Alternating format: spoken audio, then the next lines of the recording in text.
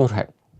Pernah dengar tak perkataan ini? Ia adalah short form untuk curahan hati. Tapi, y'all ada tak anyone to curhat with? Menurut results dari sebuah study by Institute of Policy Studies, 1 dari 10 rakyat kita tidak ada close friends. And the stats are shocking. About 43% of Gen Z ada kawan yang kita kenal secara online. Dan IPS menunjukkan bahawa Gen Z lebih stress over reply speeds and blue ticks daripada building trust. Jadi sekarang tak payah lepak ke? Just DM?